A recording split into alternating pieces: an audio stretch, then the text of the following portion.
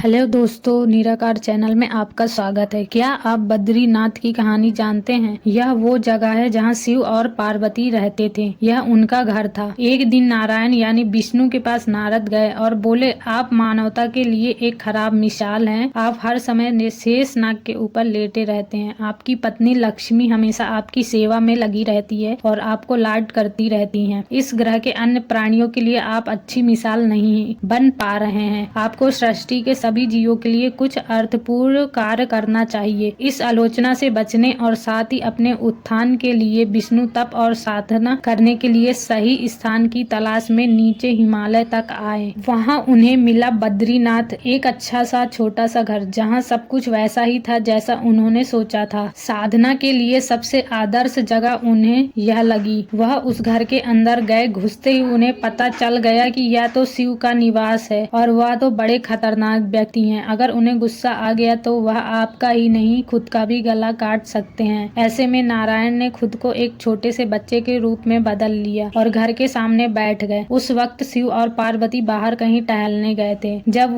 वे घर वापस लौटे तो उन्होंने देखा कि एक छोटा सा बच्चा जोर जोर से रो रहा था। पार्वती को दया आ गई। उन्होंने बच्चे को उठाने की कोशिश की। शिव ने पार्वती को रोकते हुए कहा, इस बच्चे को मत छूना। पार्वती ने कहा, कितने क्रूर हैं आप, कैसी नासमझी की बात कर रहे हैं। मैं तो इस बच्चे को उठाने जा रही हूँ, देखिए तो कैसे रो रहा है। शिव बोले, तुम देख रही हो, उस पर भरोसा मत करो। मैं कह रहा हूँ इस बच्चे को मत उठाओ। बच्चे के लिए पार्वती की स्त्री सुलभ मनोकामना ने उन्हें शिव की बातों को नहीं मानने दिया। उन्होंने कहा, आप कुछ भी कहें, मुझे कोई फर्क नहीं पड़ता। मेरे अंदर की माँ बच्चे को इस तरह रोते नहीं देख सकती। मैं तो इस बच्चे को जरूर उठाऊंगी। और यह कर उन्होंने बच्चे को उठाकर अपनी गोद में ले लिया। बच्चा पार्वती की गोद में आराम से था और शिव की तरफ बहुत ही खुश होकर देख रहा था। शिव इसका नतीजा जानते थे, लेकिन करे तो क्या करें, इसीलिए उन्होंने कहा, ठीक है, चलो देखते हैं क्या होता है। पार्वती ने बच्चे को खिला पिलाकर चुप किया और फिर वहीं घर पर छोड़कर खुद शिव के साथ गर्म पानी से स्नान के लिए बाहर चली गई। वहां पर गर्म पानी के कुंड हैं। उसी कुंड पर स्नान के लिए शिव पार्वती चले गए। लौट कर आए तो देखा कि घर अंदर से बंद था। शिव तो जानते ही थे कि अब खेल शुरू हो चुका है। पार्वती हैरान थी कि आखिर दरवाजा किसने बंद किया। शिव बोले, मैंने कहा था ना इस बच्चे को मत उठाना। तुम बच्चे को घर के अंदर लाई, अब उसने अंदर से दरवाजा बंद कर लिया। पार्वती ने कहा,